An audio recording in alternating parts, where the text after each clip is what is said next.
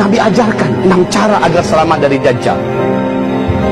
Pertama, kata Nabi, kalau kamu dengar Dajjal sudah keluar, maka segeralah kamu lari ke Mekah dan ke Madinah. Hanya 2 kota ini di bumi yang Dajjal tidak mampu masuk.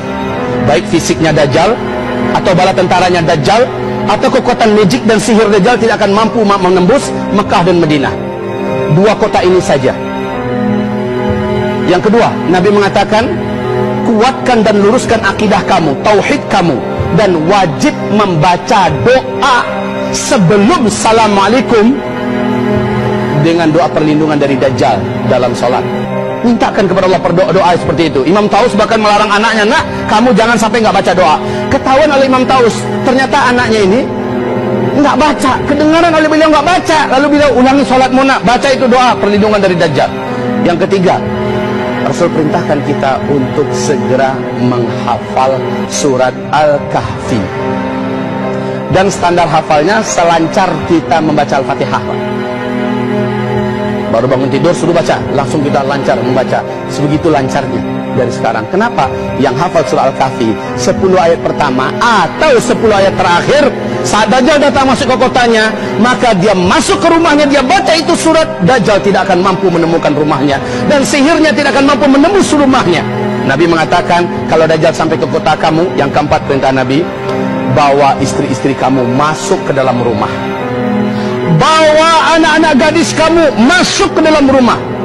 Bawa emak dan ibu kamu masuk ke dalam rumah. Ikat kaki mereka, ikat tangan mereka, dan tambatkan tali itu di tiang rumah kamu.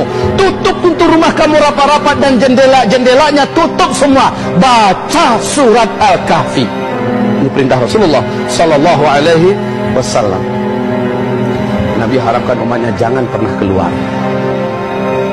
Sebab kata Rasulullah, akan ada seorang lelaki nanti dari umatku yang sangat yakin bahwa dia tidak akan terpengaruh oleh Dajjal. Imannya tidak akan berubah ketika jumpa dengan Dajjal. Lalu dia keluar dari rumahnya.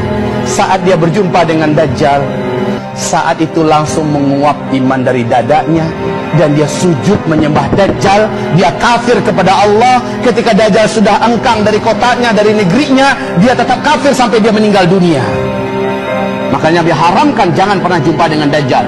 Jangan sok percaya dirilah, imanku udah mantap, tahajudku udah tiap malam sejak remaja dulu. Lalu dengan andalan seperti itu keluar jumpa Dajjal. Wallahi tidak ada satupun manusia yang dibenarkan berjumpa dengan Dajjal oleh Nabi Sallallahu Alaihi Wasallam. Ustaz Zulkifli sekarang ini berbicara, yang kelihatannya kokoh imannya, yang kelihatannya kayaknya gitu ya, ini udah nggak tergoyahkan. Ketemu Dajjal, saya pastikan Zulkifli Muhammad Ali pasti akan menjadi penyembah Dajjal. Saking dahsyatnya sihir Dajjal itu, hipnotis magic yang dimiliki oleh Dajjal. Dan Dajjal ini, Pak, ketika dia muncul, seluruh dukun-dukun di muka bumi ini akan sujud menuhankan Dajjal.